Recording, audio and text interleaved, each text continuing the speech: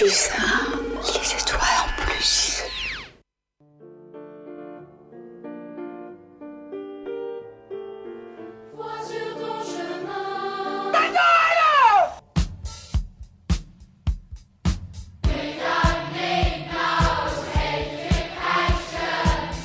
Dis-nous ce que t'as envie de dire, alors.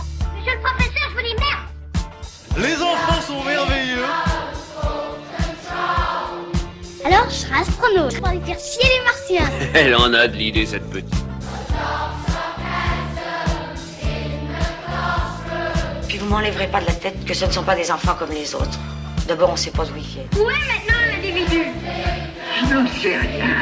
Il vit dans la terreur parce qu'on l'a obligé à haïr au lieu d'aimer.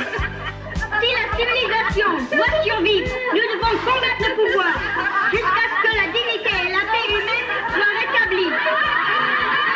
Et que signifie tout cela? Bonjour, bienvenue sur Pulsar. Aujourd'hui, on va parler de cinéma. Pulsar, c'est les étoiles en plus. Et bien nous, on va parler cinéma. Le Strass en moins, c'est l'émission proposée par l'association Rhizome. Ça sera une émission mensuelle tous les troisièmes dimanches du mois à 11h. Et là, on va parler du cinéma. On va pas parler des dernières sorties, ou alors, en tout cas, c'est pas ce qui va dicter nos choix. Ce qui dicte nos choix, ça va être plutôt le lien avec la politique, le lien avec les questions de société. Et notre première émission aujourd'hui, dans notre première émission aujourd'hui, on va parler de cinéma et d'enfance. Et voilà, c'est un thème tout trouvé pour une première émission. Notre émission va on va parler de plusieurs choses aujourd'hui. On va parler dans une première partie du cinéma pour les enfants avec Walt Disney comme exemple qui est plutôt spécialisé dans cette question-là. Ensuite, on va parler des enfants qui se rebellent dans les films, voilà, parce qu'on ne va pas seulement parler des princes charmants aujourd'hui. Et dans une troisième partie, on va parler des enfants qui font du cinéma quand ils passent derrière la caméra. Qu'est-ce que ça donne avec un reportage qui a été fait au festival Cutback de l'île d'Oléron. Et bien, tout de suite, on va partir pour notre première partie sur Disney. Bonjour déjà à tous, moi c'est Romain alias Vin Gasoil. Je crois qu'à notre table on a aussi un certain The Full Monty. Yes, c'est ça ouais. On a aussi Audrey et Simon qui représentent toute l'équipe. Salut. Nous n'avons pas de pseudo pour l'instant. Non. Fort dommage, vous devriez être viré. Cette émission du coup est sous le signe de l'anarchisme, donc autant foutre le bordel maintenant. Disney, c'est ça, on commence par ça, Jérôme. Voilà, c'est-à-dire que voilà, effectivement, tu as déjà commencé. Là, tu devais lancer un jingle. Ah oui, il y a un petit jingle, voilà, le magnifique. Ouais.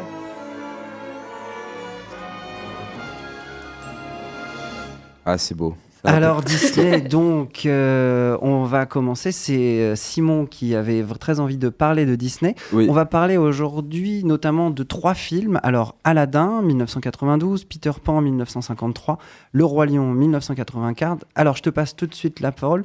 Tu voulais, pour commencer, mettre un petit peu les pieds dans le plat directement, nous parler de Disney et de la discrimination, du patriarcat et de l'impérialisme chez Disney, voilà. Oui, tout à fait, c'est un vaste programme, donc on va essayer d'aller assez vite et d'être relativement synthétique. Peut-être parler très rapidement, faire un retour sur les 3 films, donc par ordre chronologique, d'abord Peter Pan. Donc Peter Pan, c'est l'histoire d'un enfant assez désagréable, qui ne déteste grandir, qui est tout à fait sexiste et misogyne, mais nous y reviendrons, et donc qui embarque une jeune fille d'environ son âge pour qu'elle soit la maman de toute une bande de garçons qui vivent sur une île imaginaire, et puis ses 2 petits frères, donc eux pour être des garçons qui font la fête et s'amusent. Voilà, donc on reviendra là-dessus. Ensuite, Aladdin, donc sorti en 1992. Donc c'est un film où en fait un jeune qui se passe au Moyen-Orient, disons, et dans lequel un jeune oriental qui en fait est très occidental, nous y reviendrons aussi, c'est son parcours en gros pour devenir occidental et montrer à quel point le mode de vie occidental est supérieur au mode de vie Tu vas direct aux de conclusions. vie orientale. c'est C'est ça. clair. Mais attendez, c'est tout un développement qui Voilà, va venir. bien sûr. Voilà. Et le Roi Lion? Et donc le Roi Lion, là c'est vraiment le sens de la vie et comment les puissants méritent d'être puissants et les faibles méritent d'être écrasés. Voilà, donc c'est un joli programme. Alors, discrimination, patriarcat, impérialisme, tu commences par quoi?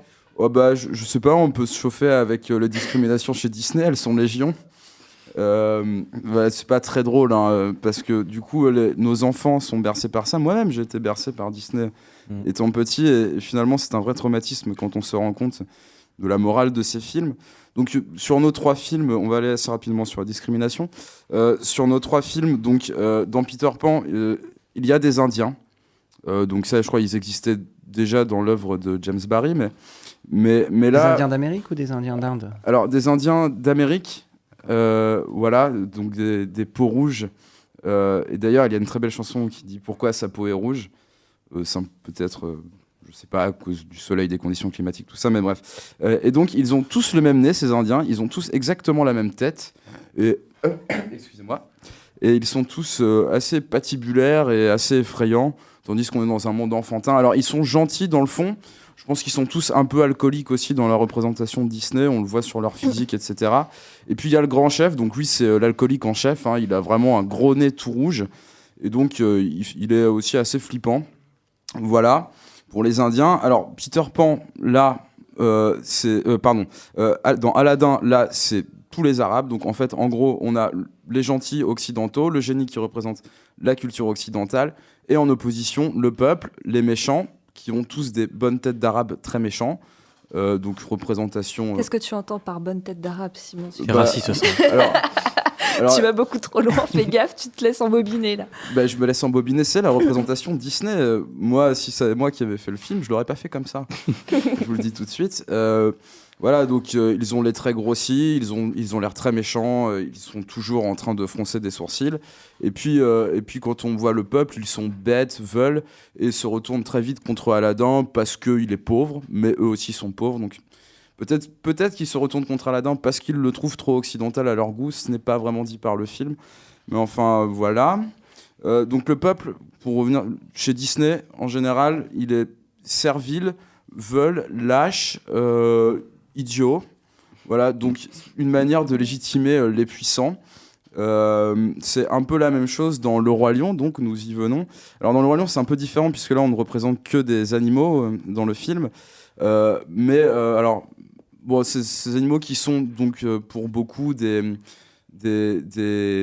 herbivores en fait, et qui se prosternent devant leur roi qui est donc un lion. Qui va par la suite les chasser, mais eux se prosternent tout de même, plutôt qu'aller se cacher ailleurs. Ils acceptent de vivre sur la terre de ces gentils lions, du coup, pourrions-nous dire. Et puis il y a un personnage auquel je pense en particulier, qui est lui un serviteur du roi qui s'appelle Rafiki. Donc en français, il est doublé avec un accent africain assez caricatural. Et donc lui a accès un peu au pouvoir. Il peut aider, en fait. Il est un peu comme...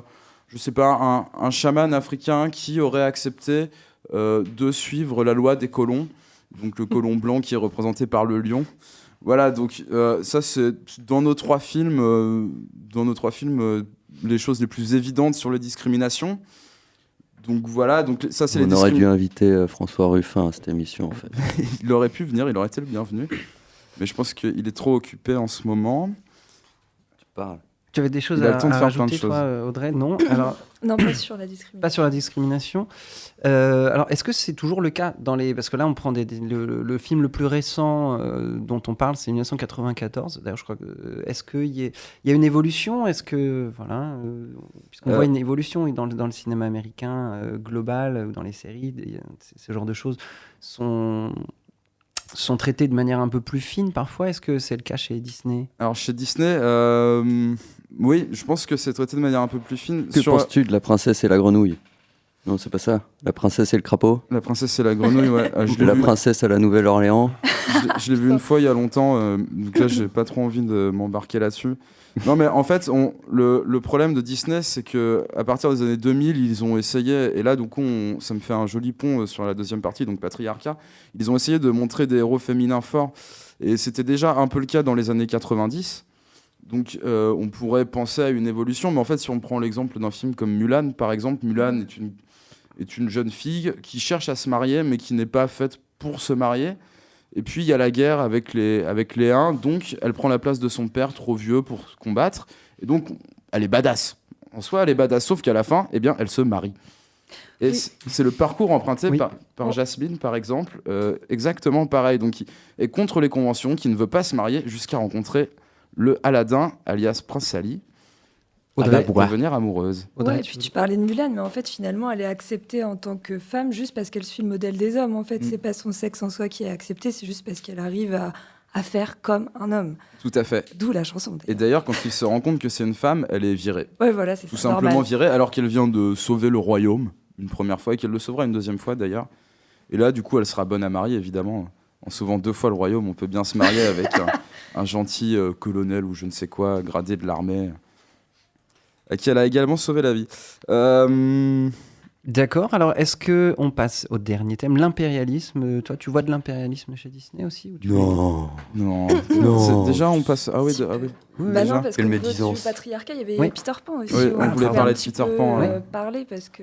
Bon, alors là, on est en 1953, donc bon, déjà 1953, en général, dans le cinéma américain, les femmes, c'est quand même pas trop ça.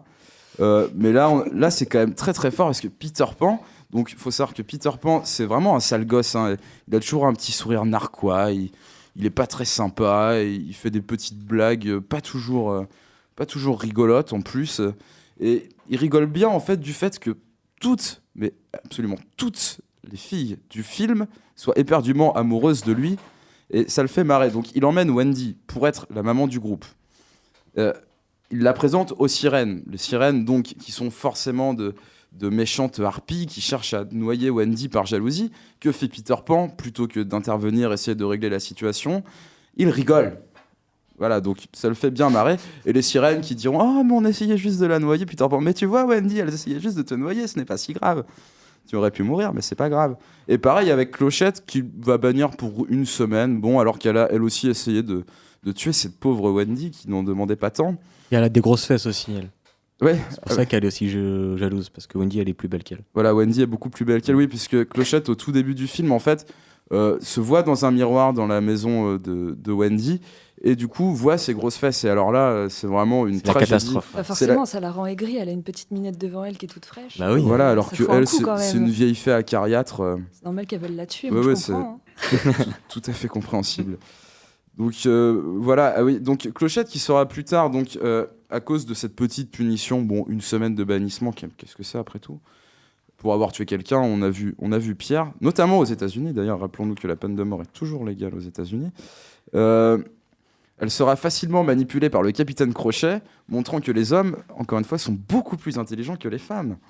Être faible. Bon, alors là, il va falloir qu'on parle d'impérialisme. Hein. Je ne veux pas vous presser, mais est-ce que voilà, parce que sinon on va prendre du retard et c'est très mal. Alors sur l'impérialisme, est-ce que tu voulais rajouter quelque chose? Alors sur Aladdin, vraiment l'analyse se faisait plutôt donc sur le patriarcat. Ouais. Sur les 2 films des années 90, là, on touche quelque chose quand même d'assez incroyable. Donc Aladdin, c'est l'histoire, donc comme je le disais, d'un occidental vivant en Arabie. Je vais dire Arabie parce qu'en fait, la ville d'Agraba, qui est une ville fictive, pourrait être située au Maghreb, mais en même temps en Irak, mais en même temps parfois en Asie plus de l'Est. Mais aussi. concrètement, les références culturelles viennent de parler du génie en fait. Oui, le génie, j'y viens. C'est pour ça, qu'est-ce qu'il fait lui en fait, donc ce personnage qui est déjà très occidentalisé d'Aladin se retrouve dans une caverne par le complot machiavélique du méchant Jafar, blablabla. Et donc il rencontre dans cette caverne, alors que Jafar a réussi à l'enfermer dans la caverne, un génie qui vivait dans une lampe. Et donc le génie qui va donner la morale du film, en fait, et va renommer Aladdin Al, donc prénom américain par excellence, Al. Il le renomme Al tout d'abord, et donc il va lui donner les bonnes morales, tout en prenant multiples apparences qui sont toutes des apparences de la culture américaine. Les casinos, les baseballs, les sports américains. Voilà, les hôtesses de l'air, etc. Ou, si ce ne sont pas des références directement de la culture américaine, ce sont des représentations d'autres cultures par le prisme en fait de l'impérialisme américain. Et donc le génie, à côté de ça, donne vraiment la bonne morale du film. Donc on habitue, tu veux dire, les enfants déjà à aimer la culture américaine, jusque dans les parcs d'attractions, dans les magasins, à la télévision. Et on met en exergue en fait cette culture en comparaison à la culture orientale, qui est montrée comme mauvaise. Donc un peuple mauvais qui, au départ, traîne Aladdin dans la boue sans problème, jusqu'à ce qu'il devienne riche. Donc là, tout de suite, on a ce rapport à la richesse, donc la réussite, etc. Très bien, et écoute, ce genre de choses. C'est un très beau modèle d'intégration, Aladdin, quand même. Oui, un très beau modèle d'intégration, oui.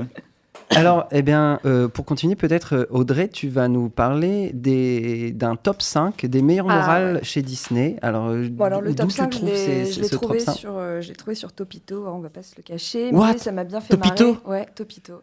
Meilleur site. Ouais, il est pas mal. Donc, chez alors, on parlait d'Aladin. Donc, chez Aladin, la morale, ce serait vive la monarchie. Dans Cendrillon, c'est ne te révolte pas, attends le prince charmant qui te délivrera. Dans Notre-Dame de Paris, t'es pas beau, t'as pas de go. Ouais, il est pas mal. Dans La Belle et la Bête, c'est les grandes histoires d'amour commencent par le syndrome de Stockholm. Et donc dans Alice au pays des merveilles, tranquillement, on te conseille de prendre de la drogue. Voilà. Alors, on va peut-être décevoir nos auditeurs, mais finalement, nous ne sommes pas les premiers à avoir réfléchi à critiquer Disney. Voilà, alors donc, voilà. Donc, est-ce qu'on donne la parole au grand patron maintenant ? On donne la parole, on va écouter Disney, voilà, on va écouter la petite souris de Mickey, citée par South Park. Même les chrétiens purs et durs sont bien trop cons pour se rendre compte que je vends du sexe à leur pouf de filles. Je me fais des milliards sur l'ignorance de chrétiens depuis des décennies. Et pourquoi, selon vous ? Parce que les chrétiens sont des putains d'attardés. Ils croient en un mec mort qui leur parle. Donc c'était un extrait de South Park, donc épisode 1 de la saison 13. Donc on a entendu Mickey. Donc bon, il défend plutôt ce qu'on vient de dire jusqu'à présent, enfin ce que Simon vient de nous présenter par rapport à l'impérialisme. Donc là, ce qu'on entend, c'est que clairement, Disney cherche à faire du fric et à faire passer des trucs clairement dégueux sous couvert d'une certaine morale catholique sympa américaine. Là où South Park, en fait, c'est finalement tout le contraire. En fait, ils assument clairement le côté vulgaire, scabreux, etc., pour justement faire réfléchir à la société qui nous entoure et pour la critiquer. Là où Disney, en fait, propose pas vraiment quelque chose de très artistique ou de très réflexif, mais mime clairement la société à laquelle il s'adresse, quoi. Donc, ce qui est aussi assez intéressant dans South Park, c'est que les héros sont des enfants clairement, donc politiquement incorrects. Donc, comme je l'ai dit, ce qu'on cherche, c'est à critiquer les normes qui sont souvent absurdes. Les auteurs aussi malmènent leurs enfants, ils les tuent. C'est le cas avec Kenny qui est tué à chaque épisode. Les enfants sont aussi abusés. C'est le cas de Cartman par un robot et puis par un type allemand, je crois, il me semble. Enfin, il est aussi abuseur, Cartman. Il est aussi abuseur, oui, c'est vrai. Voilà. Quelque peu raciste aussi. Un petit peu, ouais. En tout cas, la sexualité, c'est pas un tabou avec les enfants, alors que globalement, on a cette image un petit peu de pureté, de naïveté. Donc là, c'est complètement atomisé. Ils sont vulgaires, entêtés, cyniques, voire carrément anarchistes. Là où encore les adultes, eux, donc leurs parents restent aliénés et conservent sur les enfants un regard très formaté. Ils les écoutent pas du tout. Le seul moment où les enfants sont vraiment considérés, c'est à la fin de l'épisode quand Kyle donne la morale finalement de l'histoire. Mais là encore, ils retrouvent un peu leur figure d'enfant un peu naïf et très pur. Enfin voilà, ils restent quand même assez conformes par rapport aux adultes dans les épisodes. Et donc on dirait on peut dire que ce sont des enfants qui sont autonomes, dans le sens où ils ignorent et enfreignent toutes les barrières, aussi bien dans leurs déplacements physiques que dans leur discours. Et donc, ils lèvent le voile ainsi sur toutes les défaillances dans lesquelles... auquel on peut se confronter, quoi. Oui. Et alors, est-ce que c'est pour les enfants, South Park, ou Ah bah c'est- non, justement, oui, Ah. c'est ça, j'ai pas précisé. Non, c'est une série satirique qui est souvent même déconseillée aux moins de 12 ans. C'est clairement pour les adultes. Et alors, est-ce que c'est un groupe, anarchiste qui produit ça dans sa cave, ou c'est aussi, parce qu'il me Non. semble que c'est aussi un grand studio américain ou une grande chaîne. Donc là, on rentre dans la critique intégrée par la société du spectacle. C'est vrai. En Ouais. fait, Trey Parker et Matt Stone qui ont créé la série sont immensément riches. Ils sont libertariens. Ils sont libertariens. Ouais, mais Et bon, libertariens. Éthiquement. ouais. Mais c'est pas à la des base anarchistes. à la base de South Park, avant qu'il soit racheté par des grandes chaînes, etc., ça fonctionnait comment quand ça a été créé au tout début? Ils ont commencé avec Mais- pas grand-chose quand même. C'était Oui, plutôt mais modeste. ils et étaient puis, déjà sur une grande chaîne du câble Dès le américain. départ, ouais. C'était Comédie Centrale dès le début. Ok. N'empêche que la série elle reste quand même fortement satirique. Quoi. Ah, Ils sont tout à fait. absolument pas censurés. Ils s'attaquent à tout le monde, de façon parfois même gratuite, mais il n'y a pas de barrière. Donc ça, c'est Ça, cool c'est sûr. aussi. Alors, Même une autre critique de Disney, l'univers Disney, c'est dans Spring Breakers, un long métrage de Harmony Corny, sorti en 2012. Harmony Corrine. Harmony Corrine, ouais, si vous voulez. Ouais. Alors Val, tu voulais nous en parler? Pas plus que n'importe qui ici, mais Si, tu l'avais dit. non, j'avais prévu autre chose sur ce, mais même pas en plus, c'était même pas spécialement sur ce Alors sujet-là. peut-être on peut raconter un petit peu ce film. Qu'est-ce qui se passe dans ce On film? peut présenter au moins le truc, ouais. Effectivement, c'est donc Spring Breakers, ça parle du Spring Break. Si les gens ne Et connaissent alors, pas qu'est-ce que c'est le Spring Break? Moi, je ne le connais pas. Spring C'est la Break, déglingue. en gros, le principe, c'est au moment du printemps. J'imagine que c'est pendant les vacances aux États-Unis. Ouais. Tous les étudiants partent en Floride et se chouillent la gueule pendant Mexique. et au Mexique aussi maintenant. D'accord. Et en Europe, c'est notamment la Croatie, toute la côte adriatique, ça marche beaucoup. Et donc tous ces étudiants-là partent sur la côte et font la bringue en maillot de bain. En tout cas, D'accord. c'est l'image qu'on en a pendant une durée que je ne connais pas, mais Je crois j'imagine. que c'est pratiquement un mois. Ouais, tout à c'est ça. fait, Donc, Et alors, c'est- le rapport avec Disney, c'est quoi? A priori, pas spécialement grand-chose, en tout cas dans le contexte sociétal. Après, le film de Corinne, justement, lui ramène Disney d'une façon assez improbable. En fait, il prend les petites vedettes de Disney Channel, c'est ça. Donc, il devait jouer dans des films un peu pétés, dans des séries gnangnan, machin, et qui étaient des symboles dans toute l'Amérique.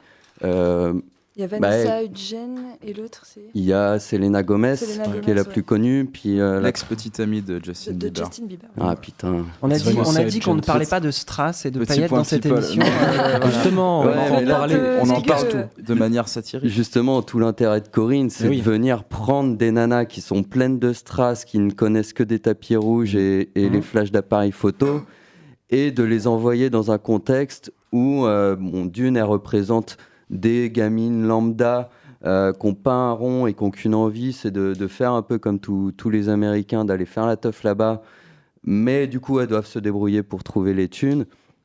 Et après, bon, ce qu'amène Corinne dans le film, c'est aussi comment fonctionne le Spring Break, donc avec tout ce que ça représente de mafia qui finalement profite et est généré par ce commerce-là, par cette émulsion-là.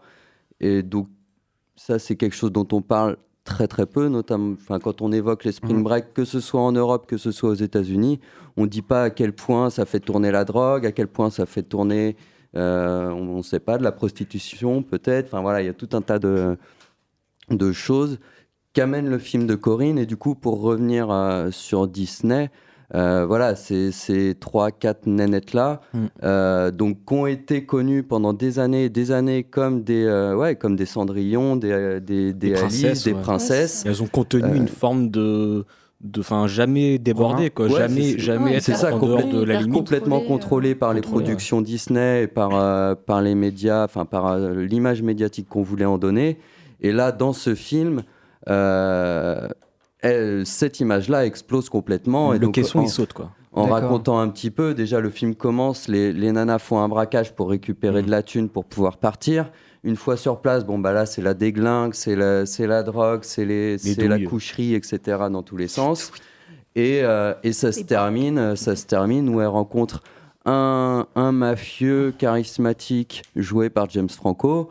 Et à partir de là, elle se retrouve complètement imbriquée dans le réseau mafieux jusqu'à la scène finale où c'est une grosse scène de tuerie, quoi. D'accord. Alors, on va peut-être conclure cette partie sur Disney. Est-ce que vous pensez que toutes ces belles petites morales, etc., ça fait des ravages? Alors, a priori, ça peut faire des ravages sur les adolescents ou qui ont participé comme acteurs. Mais alors, pour les gens qui vont les regarder, est-ce que vous pensez que vous avez été déformé, ton cerveau, Simon? Est-ce que tu penses que tu en es là? Il a toujours Est-ce que rêvé c'est d'être à une cause princesse. de Disney que...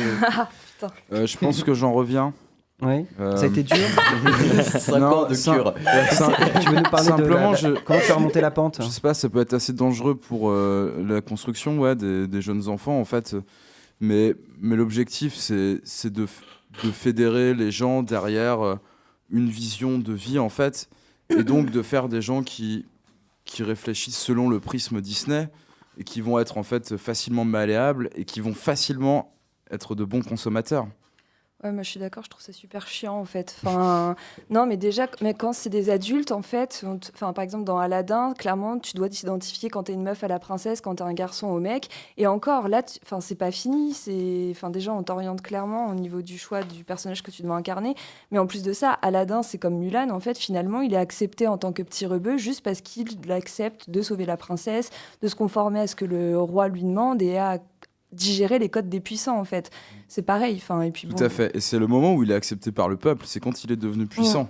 Oui, puis c'est une fois avoir obtenu le pouvoir du super centre commercial qu'est le génie, qui lui a amené Las Vegas, Broadway et toute cette richesse culturelle-là. C'est une fois qu'il a ce pouvoir-là qu'il est en mesure de venir supplanter le calife, le roi, quoi. Et du coup régner le sultan et régner à son tour sur l'empire imprécis d'Agraba. D'accord. Eh bien, écoutez, on va faire une petite pause musicale et on va parler ensuite d'un sujet où je sens que vous allez encore plus vous éclater. On va parler des enfants qui se rebellent au cinéma.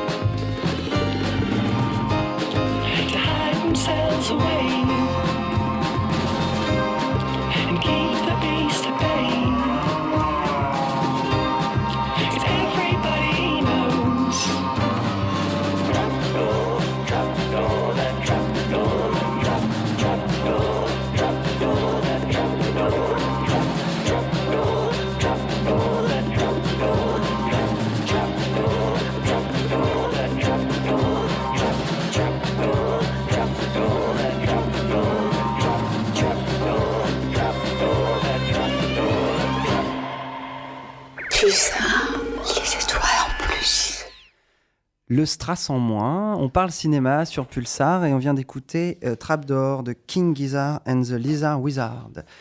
Alors, on continue donc de parler de l'enfance et du cinéma avec maintenant les enfants qui se rebellent. Alors, c'est une figure qu'on retrouve dans pas mal de films, mais on va parler aujourd'hui plutôt des films un petit peu qui sont à l'origine de ça, de films emblématiques. Alors, on va parler de Zéro de conduite de Jean Vigo, un film de 1933, Sa Majesté des Mouches, un film de Peter Brook de 1963, et un petit peu de Allons enfants de Yves Boisset de 1981. Alors, on commence par Zéro de conduite. C'est l'enfance du cinéma anarchiste, Romain ? Oui, tout à fait. Surtout lui, Jean Vigo, fils lui-même d'un père anarchiste, emprisonné, et mort dans des conditions douteuses.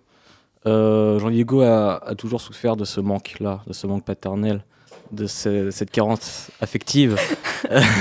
Non, c'était très très très douloureux pour lui, et du coup il y a eu des conséquences sur sa scolarité. Enfant très solitaire, très timide, mais peut-être que grâce à ça nous avons eu un génie cinématographique, et il a fait du coup La Talente son seul long métrage, quoi.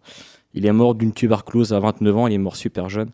Mais voilà, donc il a pu... C'est le Kurt Cobain du cinéma. Un peu, ouais, c'est vrai. Et Zéro de conduite, c'est ça, c'est un on peut film résumer un petit peu le film Zéro de conduite. C'est des enfants... fin des vacances, fin des vacances scolaires. On sait la rentrée, on est en France. C'est des collégiens, lycéens. Des collégiens, des collégiens des 13 ans, 12 ans. Qui rentrent dans un internat, une institution. Dans une institution scolaire, dans une école du coup de garçons. Ouais. Un internat, ouais, c'est ça. Et les surveillants sont complètement autoritaires, absence de liberté, des heures de colle, en veux-tu, en voilà. Et du coup, on empêche les enfants de s'exprimer, de s'amuser. C'est un peu les choristes, quoi. C'est un pensionnat. Sans Junio. Ouais. Les personnages sont très caricaturaux. On a un surveillant même qui le seul personnage qui pourrait être un peu sympathique, c'est un espèce de surveillant Charlot qui cite Charlie Chaplin. On a un espèce de prof à moitié pédophile. On a un proviseur un enfant avec une barbe. Qui est un enfant avec une barbe. Et qui a une voix super aiguë, effectivement. D'ailleurs, on l'a entendu au générique de l'émission. Mais ouais, c'est ça, ils sont tous des personnages vraiment dessinés. D'ailleurs, dans ce film-là, ils incarnent un peu la désincarnation humaine, en fait. Ils sont complètement dépossédés d'eux-mêmes dans une institution. Et eux, les enfants, d'ailleurs, je peux même citer, il faudrait que je trouve la page, mais quelqu'un dira que ce sont deux mondes qui se côtoient, qui se croisent, mais qui ne se comprennent pas, le monde des enfants d'un côté, le monde des adultes de l'autre. Et les enfants, en fait, ils vont plutôt... Mais plus ou moins, parce que ce qu'on disait, la frontière, elle est quand même assez fine et poreuse, parce que le surveillant, il a quand même des attitudes d'enfant. Enfin, il continue à jouer, il fait le poirier, il joue avec les gosses. Le surveillant Huguet, ouais. Parce que c'est un homme enfant, en fait. Il n'a pas encore grandi, il a pas qui encore se fait renvoyer d'ailleurs de l'institution. Il se fait renvoyer, ouais, c'est ça. Donc c'est le seul, justement, qui ne colle pas avec le cadre institutionnel, mais qui peut permettre, en tout cas, aux enfants de s'amuser, de s'ouvrir l'esprit. Et puis, alors, comment est-ce que la rébellion, elle prend forme dans le film, dans l'institution? Ça, c'est intéressant. C'est un enfant qui lance la mutinerie, on va dire. C'est un enfant d'apparence d'une fillette. Et c'est le premier enfant qui dit merde, en fait, au proviseur. Il dit merde, et tout le monde va commencer à prendre confiance et à se liguer contre les adultes. Ça commence par là, ensuite par la chambre, où il y a une scène somptueuse, où c'est un silence complet, au ralenti, et tous les polochons volent en éclats, les plumes. C'est un synonyme de pureté de l'enfance. Et ensuite, c'est parti pour le bordel, quoi. Le bordel, et ils vont jusque dans les toits pendant si ma mémoire est bonne, c'est une réunion, une sorte de cérémonie étatique. C'est une fête étatique. en présence avec du préfet. Une fête des officiels, c'est ça, voilà.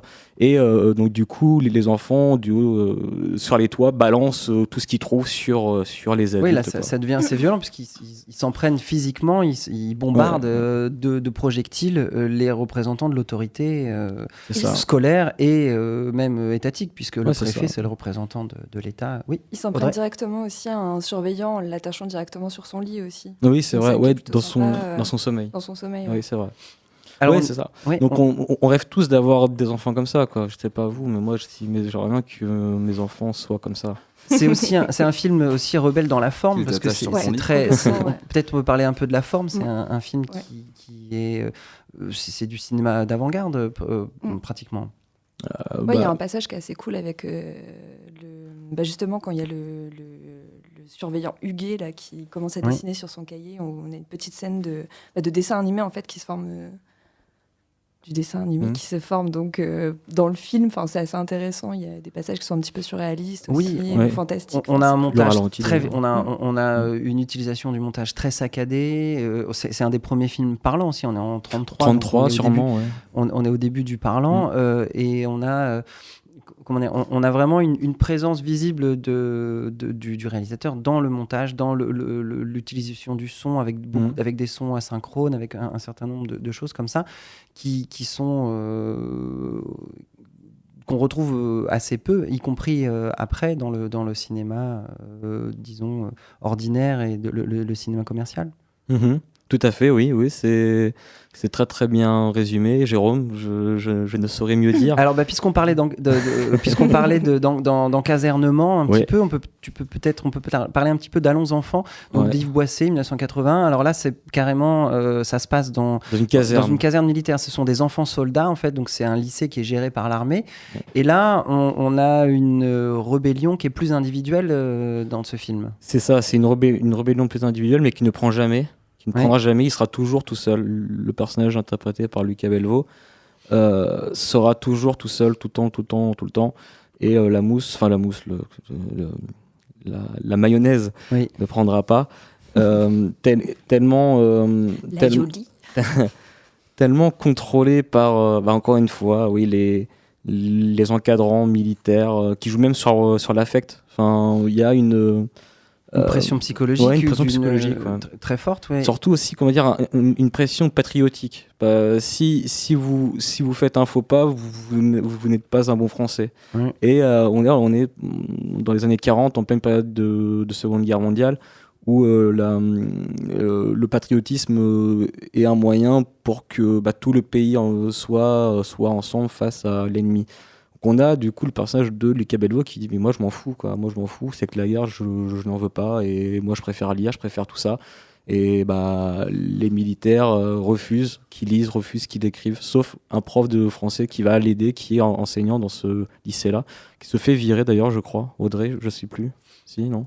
Le professeur de français. C'est un peu flou, je crois. Je suis pas sûre qu'il se fasse virer, mais en tout cas, il est pas dans les bonnes grâces dégradées, quoi. Non, si, après on lui impose de faire un sujet sur un film de guerre. Ouais, en fait, c'est ça. pour, voilà. Promouvoir on le mate, quoi. Et d'ailleurs, cet enfant, il est poussé au suicide, si je dis pas de bêtises. Il est poussé au suicide, il le tente, en tout cas, mais il réussit à survivre. Là, on est dans une rébellion, dans une solution individuelle, puisque le groupe ne prend pas. Et c'est le désespoir. Ouais. Complètement. On va pas raconter la fin, je pense, si on vous donne envie de le voir, mais en tout cas, le cinéma d'Yves Boisset est très pessimiste. D'ailleurs, contrairement à Jean Vigo, qui lui a plutôt une forme assez optimiste en fait. Ouais. Là, c'est que la parole de l'enfant n'est même pas prise en compte, n'est plus prise en compte. Il est complètement muet. Voilà. Alors on va un autre film peut-être. Scum. Je peux lui dire un mot sur Scum. Oui, vas-y. Tu l'as vu, Val, peut-être? Non. C'est pareil, on est toujours dans un pensionnat pour enfants délinquants. Il y a pareil une rébellion à l'intérieur de cet encadre, de ce cadre-là. Et là, on est vraiment affronté dans une violence entre jeunes et poussé par les surveillants, par encore une fois l'institution qui rend complètement maboule, quoi. C'est quelle année ça, Scum? Scum, c'est Alan Clark et c'est dans les années 70, je dirais 77. Ouais, c'est début de Thatcher en Angleterre.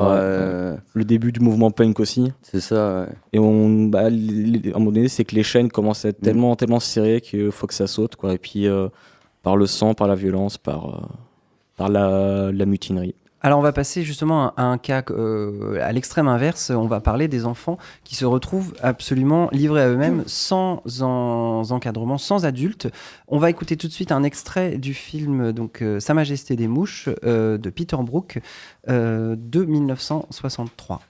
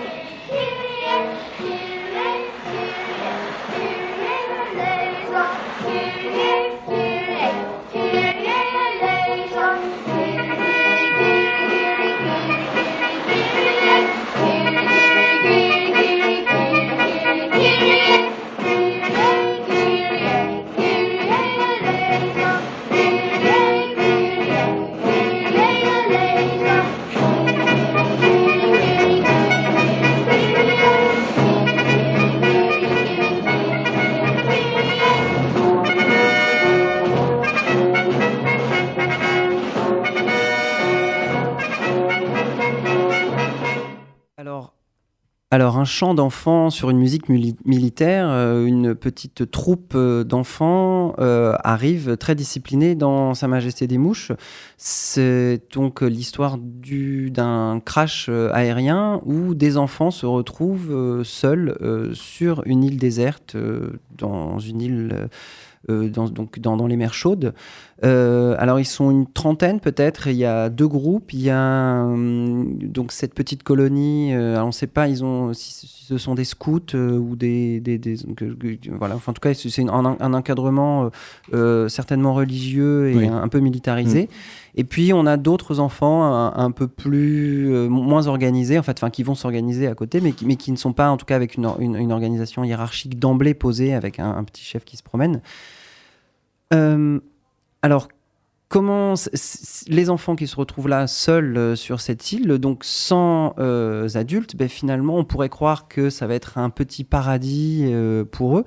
Pas tant que ça, finalement. Non, parce qu'ils vont reproduire Oui. tout simplement la société des grandes personnes. Alors, de quelle manière ils reproduisent ? Ouais, de quelle manière tu viens de parler justement de groupes. Un groupe plutôt bien organisé, très structuré. Et ce groupe-là va plutôt privilégier les bas instincts ou le côté plutôt primitif, le côté sauvage et bestial. Donc ils vont commencer à chasser, à se mettre des peintures de guerre sur le visage.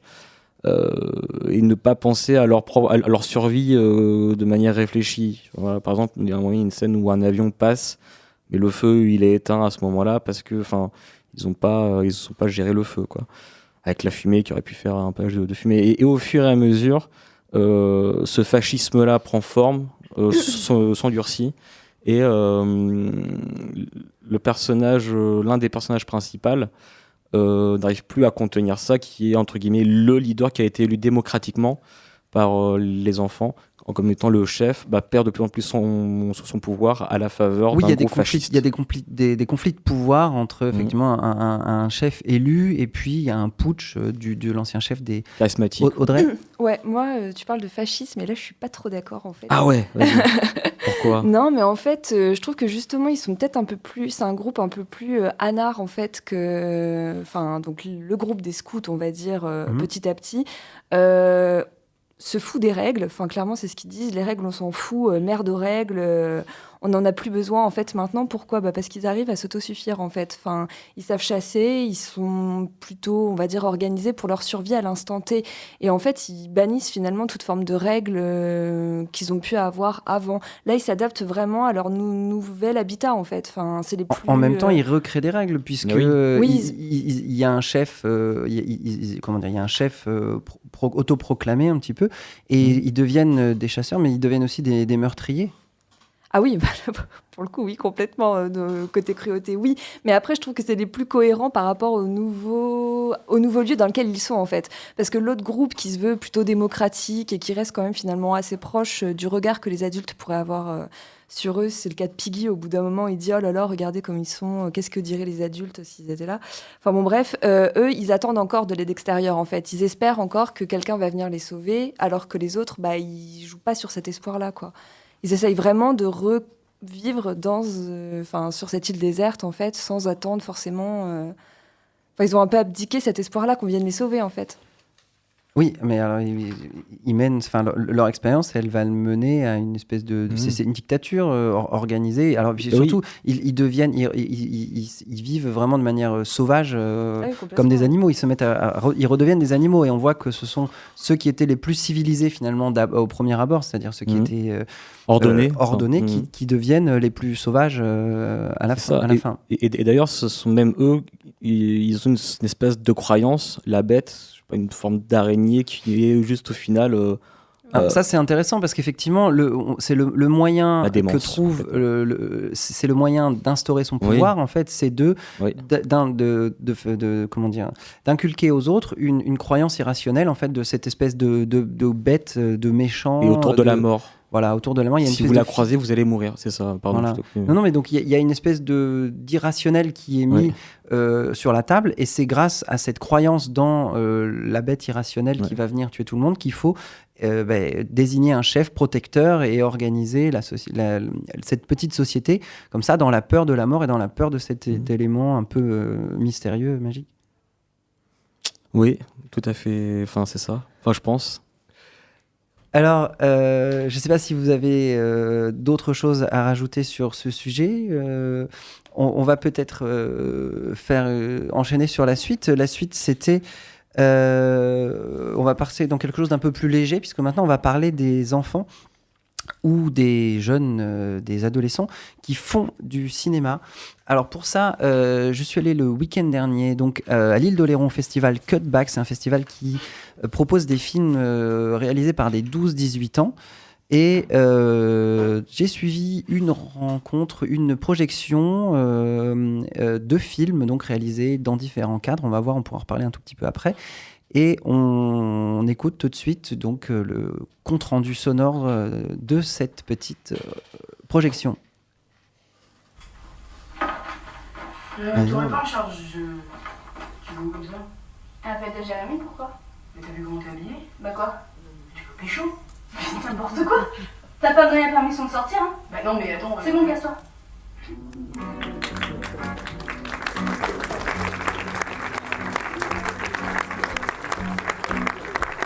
Le film Moi sexiste, c'est un film donc, qui parle du sexisme, désolé.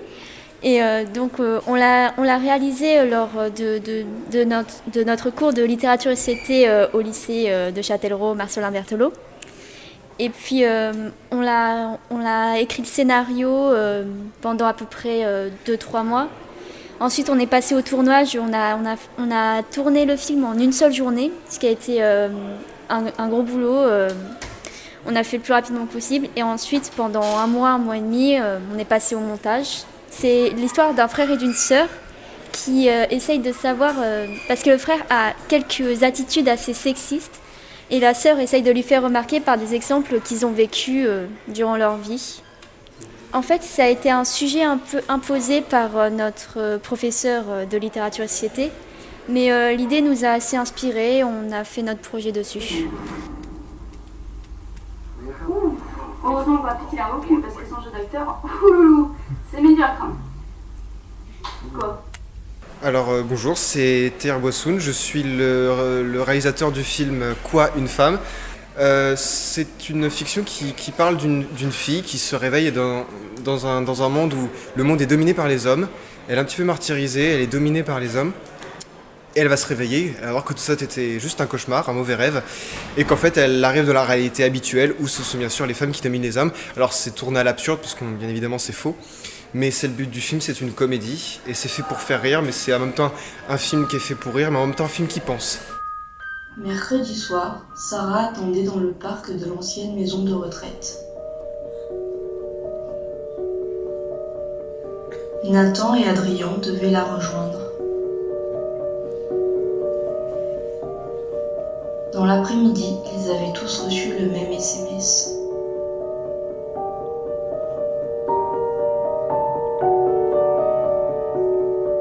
Donc bonjour, je m'appelle Sarah Printemps, je suis élève au lycée d'Andernos, je suis en première.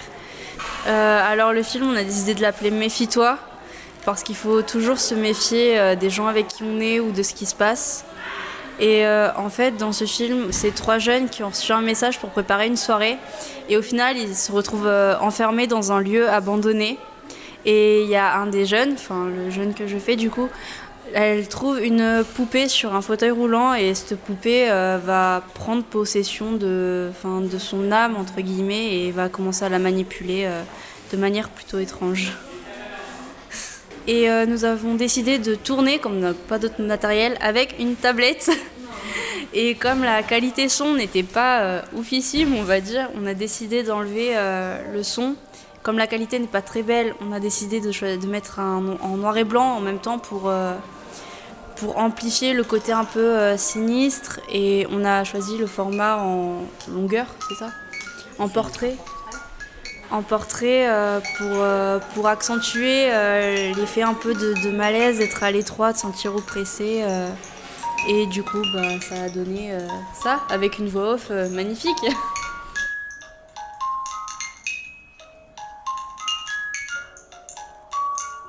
L'ambiance avait changé, comme si la musique avait modifié quelque chose, comme si elle avait révélé une présence.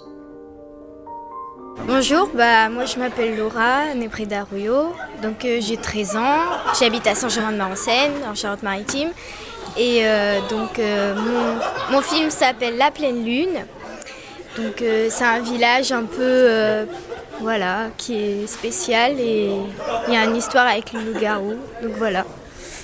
Dans un village de nos campagnes, où le réseau ne passe pas, depuis la nuit des temps, sévit une malédiction jetée par des loups furibonds. Un jour, un bûcheron tua un loup de la région. C'est ainsi qu'à chaque pleine lune, dans cette ville d'infortune, celui-ci revient sous la forme d'un villageois. On l'a fait en 2 ans. Donc, du coup, la première année, on a cherché. On a fait 3 histoires. Et on a refait plus de 15 fois le scénario. Et ensuite, l'année dernière, on a trouvé le bon scénario. Donc on a quand même pris du temps. On a essayé d'enlever les fautes d'orthographe. Et après, on l'a fait. Et on a essayé de mettre des mots qui étaient cohérents avec l'histoire. C'est inspiré du jeu Le loup-garou tire ce lieu, c'est un jeu que j'adore. Et au début, on a eu une histoire de meurtre, une histoire d'amitié qui tourne mal. Ouais, on a réécrit plus de 15 fois le scénario, en effet. Vraiment. Parce qu'en fait, il y en a plupart, ils voulaient faire une histoire de mort. Et du coup, on a pris celle-là. Ouais, voilà. Ça fait quoi de voir un film sur le grand écran ? C'était drôle. Parce qu'en fait, on voyait nos têtes et on trouvait ça drôle, nous. Ouais, c'était drôle. Ça fait bizarre, ouais. Puis on voit notre chambre alors que d'habitude, là tu te dis, il y a des gens qui voient aussi. C'est très bizarre comme sensation. Ouais.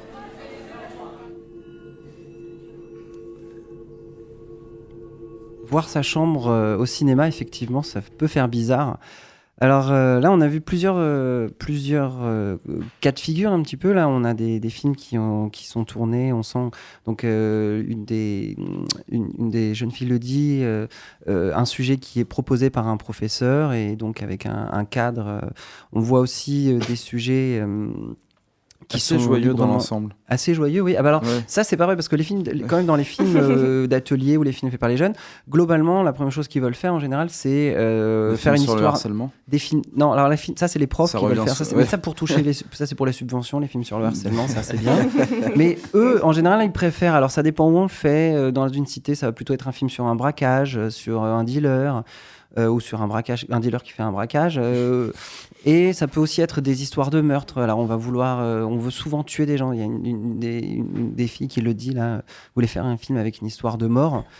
Et donc, mais je voulais revenir là-dessus sur ce qu'on voit qu'il y a aussi une certaine, pour refaire le pont avec tout ce qu'on a dit un petit peu avant. Si on les laisse libres, et qu'est-ce qui se passe ? On tombe aussi dans un système de reproduction, notamment au niveau des sujets. On peut très vite tomber dans des films, dans des, comment dire, des idées de scénario qui vont être simplement des histoires, des films qu'ils ont déjà vus, qui vont vouloir réécrire à leur sauce, faire adapter dans leur village ou dans dans leur... Oui, c'est de la redigestion de tout ce qu'on voit un petit peu partout. Et pour eux, c'est leur possibilité de faire ce qu'ils voient partout, quoi, avec leurs propres moyens et à leur petite échelle. Exactement, il faut toujours faire attention sur comment on les laisse, sur la liberté peut être un peu dangereuse, n'est-ce pas ? Je crois que c'était ce que tu voulais dire tout à l'heure, Audrey, avec Sa Majesté des Mouches. Alors, donc, on va peut-être conclure cette émission en faisant un petit tour de table. Val, tu voulais nous parler de quelque chose ? Ouais, c'est une petite dernière parenthèse, en fait. C'est pour faire un pont un peu entre l'enfance et l'anarchisme avec quelque chose qui est un peu plus d'actualité. Donc, c'est le cinéma et les ZAD. Et je fais référence notamment au collectif Les Scotcheuses, qui est un collectif de cinéma qui vadrouille un peu partout en France, et qui a fait notamment un film sur la ZAD de Notre-Dame-des-Landes. Et dans ce film-là, donc, qui est tourné en Super 8, en collectif, donc écriture de scénario en collectif, etc., ils reprennent l'histoire des cow-boys et des Indiens, donc des zadistes contre Vinci, en gros, quoi. Et en fait, dans l'ensemble, enfin pas dans l'ensemble, mais souvent dans l'esthétique utilisée par les ZAD, dans leurs prospectus, dans leurs photos, dans leurs... discours, etc. Il y a un retour à la naïveté de l'enfance et à l'envie de refaire les choses comme quand on est gamin, c'est-à-dire reconstruire des cabanes, se déguiser en indien pour aller battre les cow-boys, etc., etc. Donc c'était juste une petite parenthèse, et puis si ça peut inviter les gens à aller voir ce que font le collectif Les Scotcheuses, c'est vachement chouette. Et pourquoi pas en faire une émission prochainement. Et oui, voilà. Ça fait partie des sujets qu'on traitera certainement. Alors, avant de nous quitter, on va peut-être citer des sources ou des prolongements. Si le thème du cinéma et de l'enfance vous intéresse, qu'est-ce qu'on peut aller regarder sur Internet ? Qu'est-ce qu'on peut lire ? Je propose un livre de François Vallée, L'image de l'enfant au cinéma, édition Cerf. Sur Internet, Simon, c'était ton site, c'était quoi déjà ? Un site qui s'appelle Le Cinéma et Politique. Alors, c'est très partisan, c'est très anti-Disney. Bon, c'est pas toujours... Heureusement, tu as réussi à prendre du recul avec ça. C'est pas toujours bien écrit, mais il y a pas mal d'idées intéressantes et un joli démontage en règle en général de ce qui est la grosse industrie Disney, et il y a une flopée d'articles. Ok, et ben alors on va se quitter. Si vous avez envie d'emmener les enfants au cinéma, il y a les ciné-goûtés pendant les vacances de la Toussaint au Dietrich à Poitiers. Et si vous voulez retrouver des informations sur l'association Rhizome, vous tapez Rhizome, R-H-I-Z-O-M-E sur Facebook, et il y aura peut-être des trucs, vous verrez, suspense. On termine avec morceau avec Cobra, des lieux associatifs pour les jeunes. C'est en lien avec ce qu'on vient d'écouter. Référence un petit peu à Jacques Lang, évidemment. Référence au film fait par les enfants dans des structures associatives, Exactement. MJC, etc. Bon dimanche à tous. Au revoir. Salut.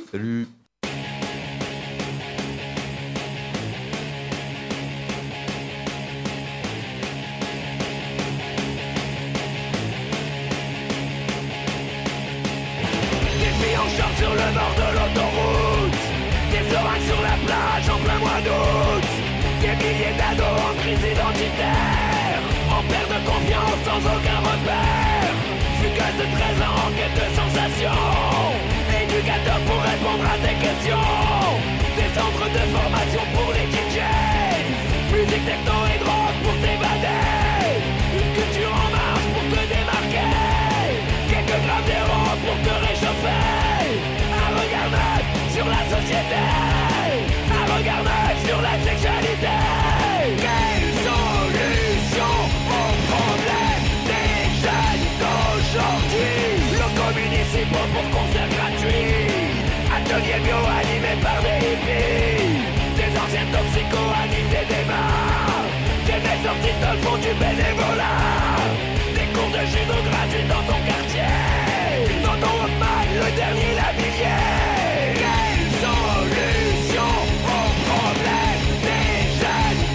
Aujourd'hui, il y a des lieux associatifs, il y a des lieux associatifs pour les jeunes.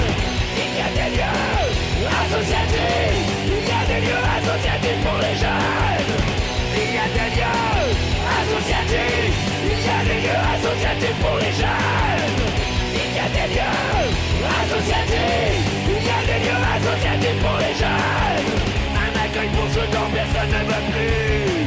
Un abri pour ceux qui galèrent dans la rue. Un regard neuf sur la société.